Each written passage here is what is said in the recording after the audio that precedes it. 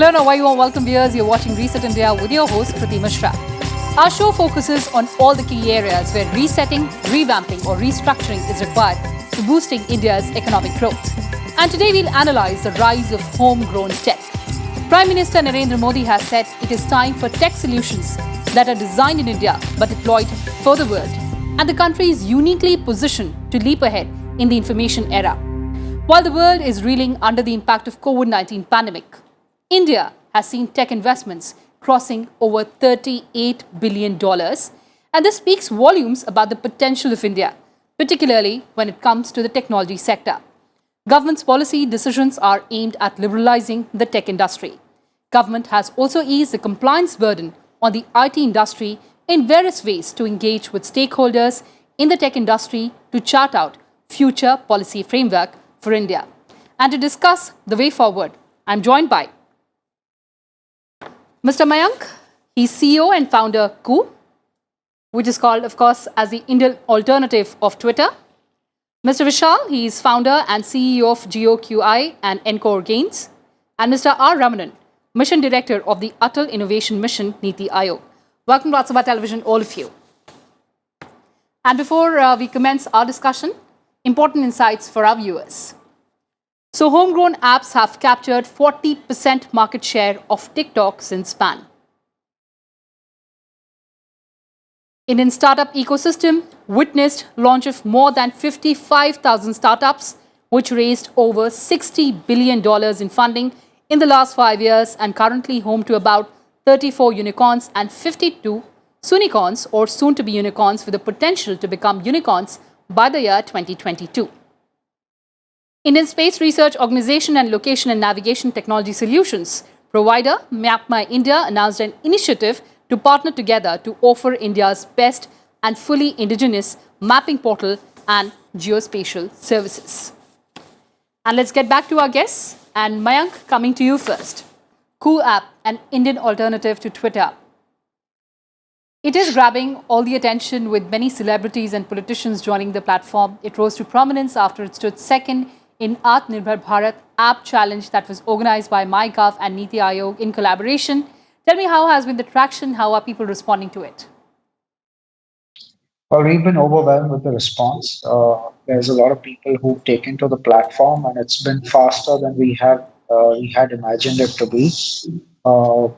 We've grown between 15 to 20x on the app side. We've grown about 60x on the website.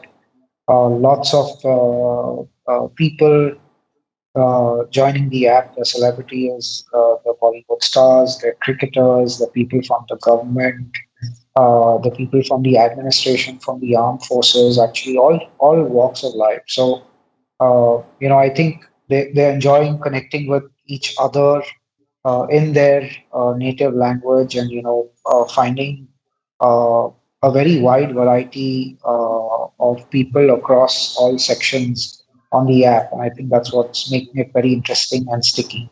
The response has been great. But Mayank, how do you allay the security and privacy concerns around Ku app? Well, actually, there aren't any concerns around the Ku app. Whatever little chatter that had happened was around people being able to see their own profile details.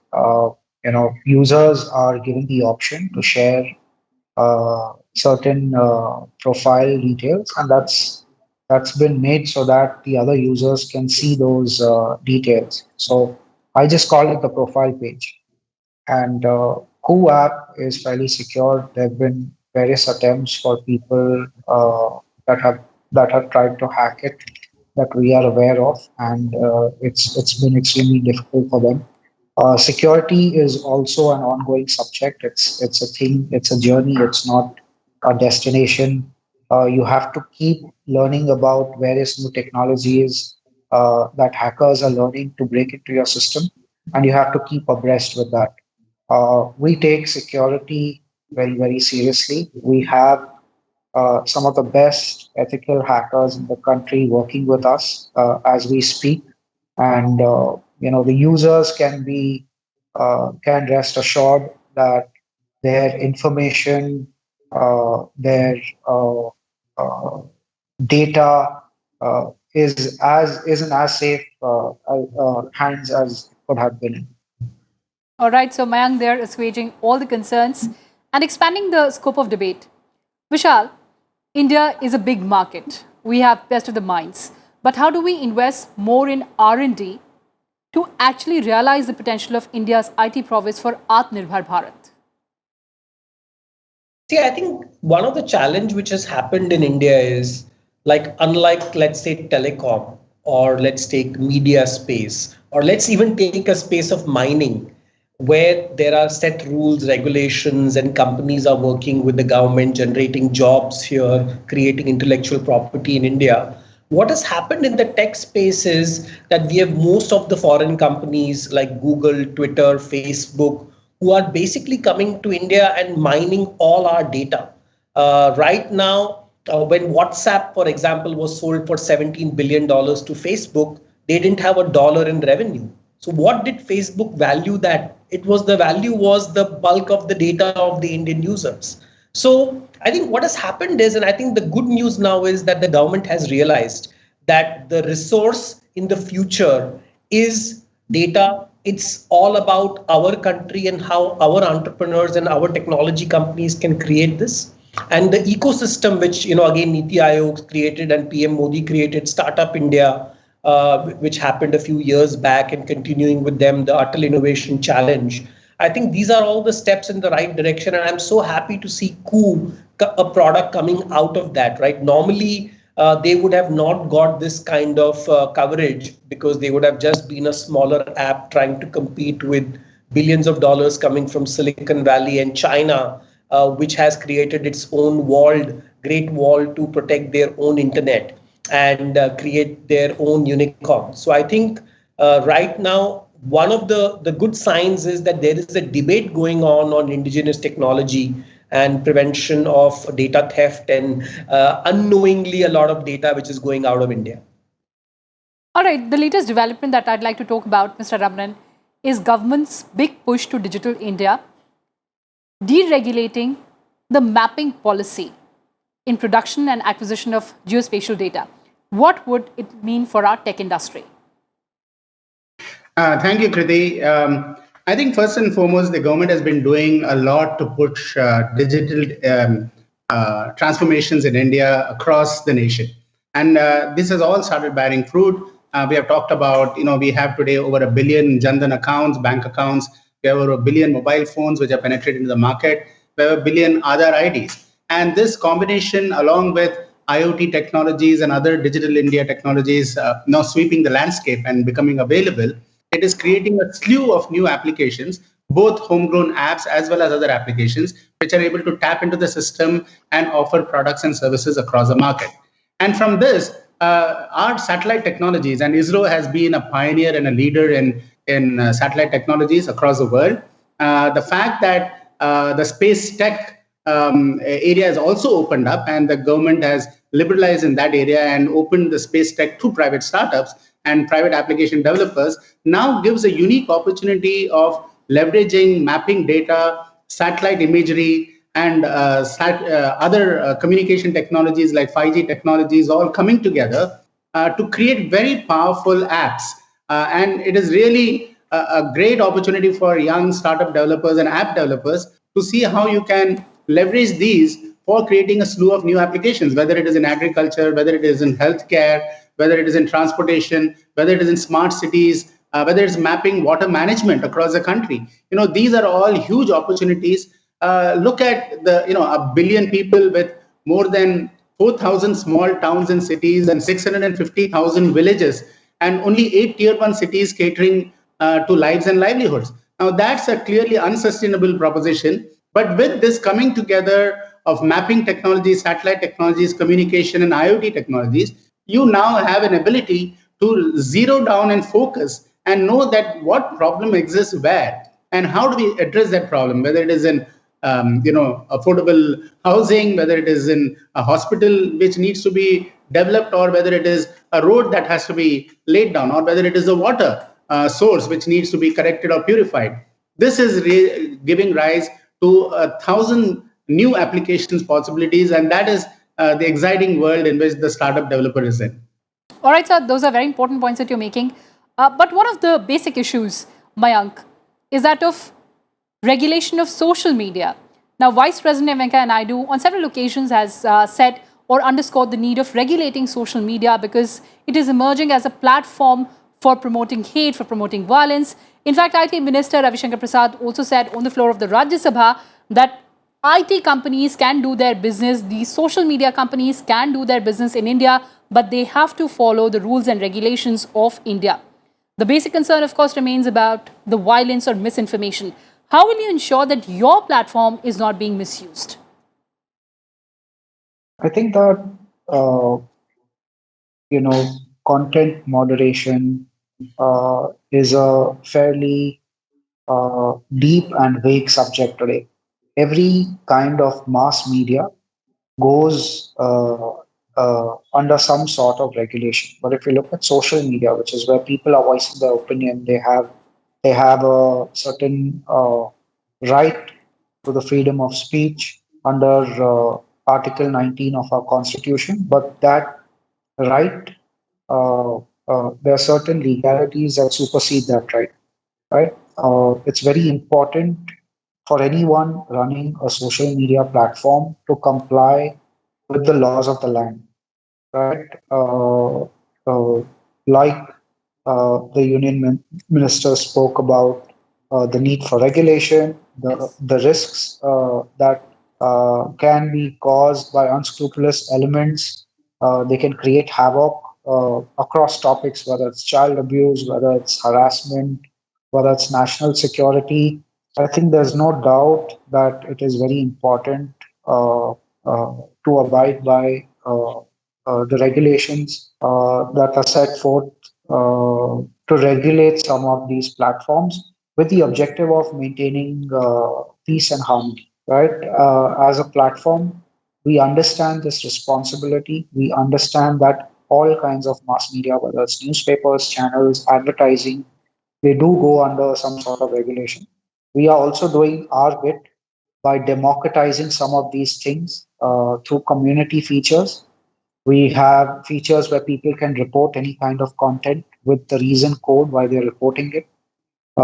People can, when the creators see that a lot of people are reporting such content, they also understand that they probably posted something that's not gone down well with the rest of the community members. It is not humanly possible to do this entire effort manually because the amount of content is in the millions, right? So it is very important to use machine learning. It's very important to have a good semantic understanding of certain topics and words that are associated with content that we might consider dangerous. So we've built our own proprietary technologies to address some of these things. All right, Mr. Ramanan, how do we fix this? Mayank is raising a very important issue. I think it's technology which is going to come to the fore in being able to resolve many of these problems.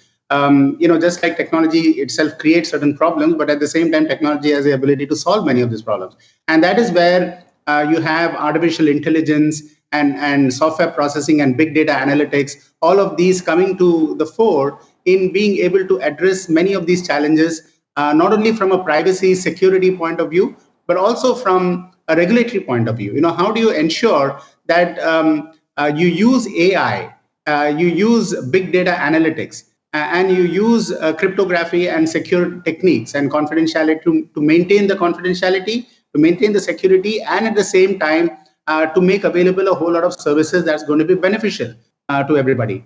So I do think the COVID-19 crisis actually showed many of this Bharat App Innovation Challenge, which was launched in a series of categories, not just in gaming or in it was in health, it was in wellness, it was in education, and so on.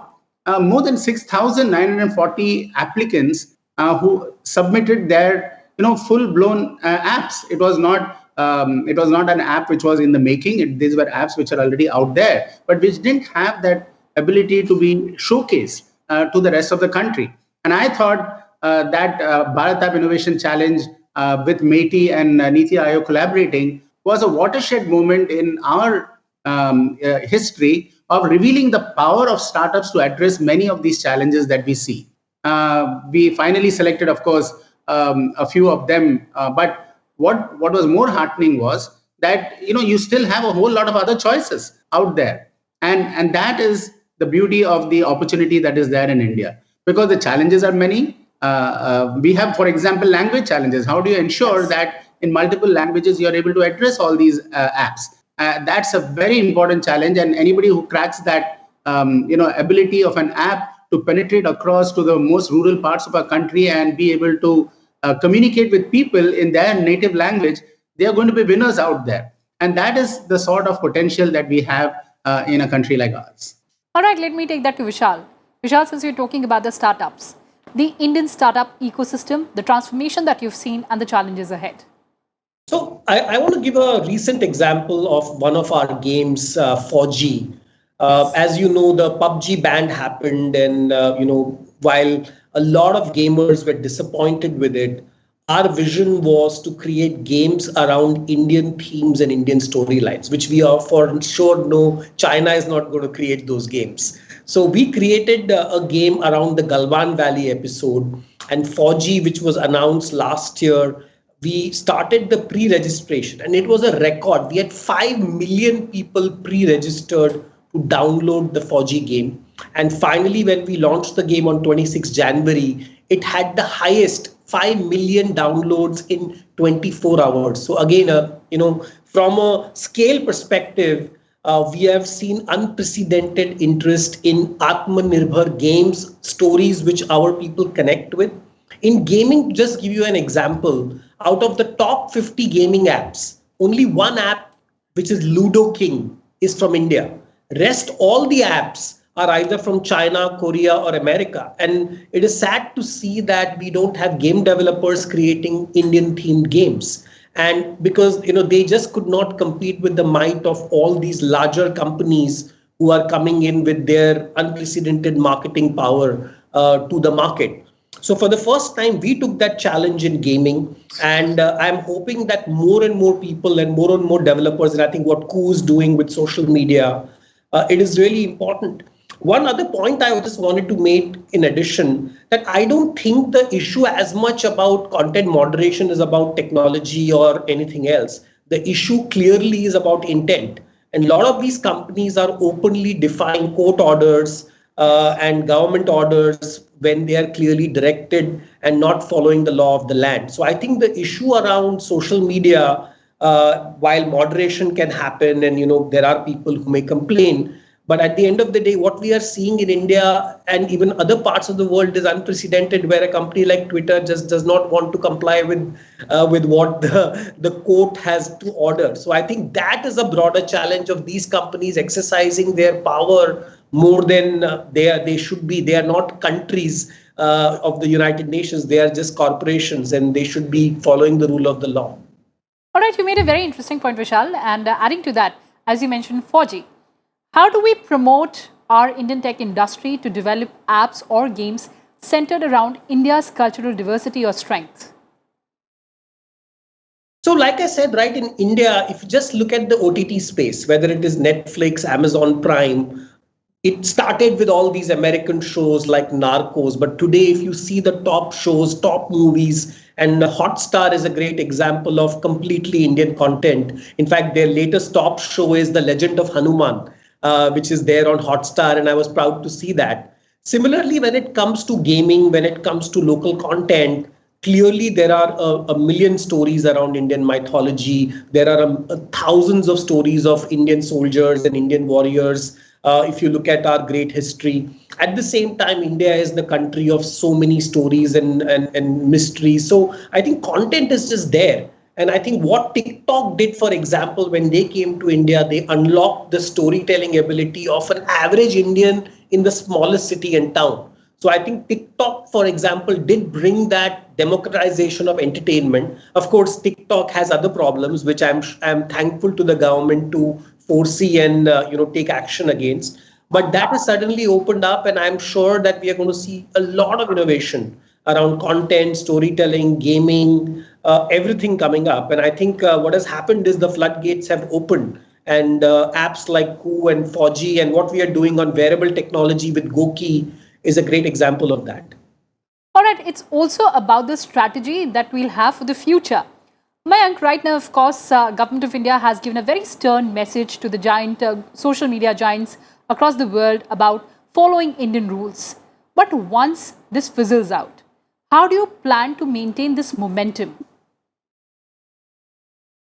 Well, there are lots of uh, uh, people that stand to gain from our growth.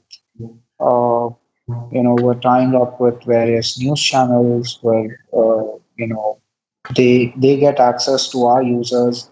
They are able to showcase the content that Vernacular India is creating every day, and they're able to take that to their viewers. There are lots of celebrities that are joining and will keep uh, connecting with audiences here that they don't find on Twitter. The main reason why we started Coup was because just 10% of our country understands and prefers to speak in English. We are the only country in the world which has the kind of language diversity that we enjoy. We have more than 100 languages. We have more than 50 languages with more than a million speakers. So whatever we see on Twitter today is actually folks like us who are urban internet users. It hasn't yet penetrated into a good part of India that prefers native languages. So we have a lot of legroom to cover. And I think this entire initiative will not stop at this. It is actually, like Vishal was saying, intent is a very important thing. And I think that the government of India has made its intent very clear that we want to be self reliant and we will not just stop at one or two incidents like these. We're going to make this a theme of our growth. Absolutely. So it's all about the intent and creating an enabling ecosystem or environment. But before we end this conversation, closing comments from all my guests. Mr. Ramanan, first to you. Future of homegrown tech. Yeah. So, when we talk of homegrown tech, it is not just app development, but it is a whole lot of tech development that is initiated across the country. And I think the Honorable Prime Minister's Atmanirbhar Bharat call, the clarion call, has identified the 5 pillars upon which homegrown tech can thrive and grow. The pillar of demographic dividend, we need to educate our entire young demographic dividend, which is 65% of our country under 35 years old. And how do we use education technology, for example? See, at the end of the day, an app is just extending the power of innovation to the remotest parts of the globe. And so if you're able to create other innovations which are going to work along with the app, and they are tech-driven innovations, which is the great opportunity that is there, that is one part. Second is the pillar of infrastructure. How do you address, how do you create 650,000 hubs of innovation and job creation? That can only happen through community-centric or district-centric innovation. Or community or village-centric innovation. And that is possible. I mean, how do we, for example, use apps and the power of innovation to boost the fishing industry or the tourism industry or the cashew nut industry in Goa or the mining industry there? That's what we have to be looking at. And that's the diversity of need, the third pillar, which talks about the pillar of demand. That's a great opportunity for 1.3 billion people. Just like Mayank said, more than 100 languages, more than 50 of them, have over 1 million speakers. How do you cater to that demand? And then the pillar of socio-economic progress, which needs a whole lot of social innovation and social entrepreneurs and social apps as much as you need economically driven apps. And finally, the pillar of technology, which is becoming affordable, accessible, available, and advanced. So we're able to glue all of this together. Great app development combined with great tech-driven innovation, whether it is IoT or artificial intelligence or sensor technologies or 5G technologies and so on. When you weave them together, the opportunities are endless. And therefore, homegrown tech is here to stay. And it is for our young people to be able to exploit the opportunities that are there and leverage the various policies that Niti Aayog, the government of India, is enabling in the entire ecosystem. All right, Vishal, opportunities are endless. Well, opportunities are not only endless. I think that if you look at India, we are now the most favorable destination for investment. Clearly, the world wants to remove its reliance from China, whether it is manufacturing, whether it is any of those things. The world needs to diversify and de-risk, and India is the only destination. So I think we have a double opportunity that once we have so many startups and so much innovation, and then we have almost unlimited supply of capital. So I think if the government is smart enough and it can marry smart capital with the smart entrepreneurs of India, I think the problem will take care of itself. So government needs to play an enabling role. Already it has done a fantastic job, and I think if it continues to play the role of a catalyst, I think we will be looking at the 5 trillion economy much faster than even projected. Mayank, as Vishal said, marrying the smart entrepreneurs with startup or technology or capital. Your closing comments. Yeah, I completely agree with what Vishal has said. I think that we have the talent, we have the intent, uh, we have the market. It's one of the most exciting markets for any global company to be a part of. We're gonna burgeon to about 800, 850 million internet users. This is going to be double the size of the United States. It's going to be one of the largest internet populations in the world, and this is exciting for everyone to be a part of. We understand this market. The government has clearly made its intent of making us self-reliant. Uh, I think it's always been about access to capital that can enable a lot of great technologies that can solve problems that might be uniquely Indian problems that Indian entrepreneurs have a better idea of, can empathize with more, and have the ability to solve better.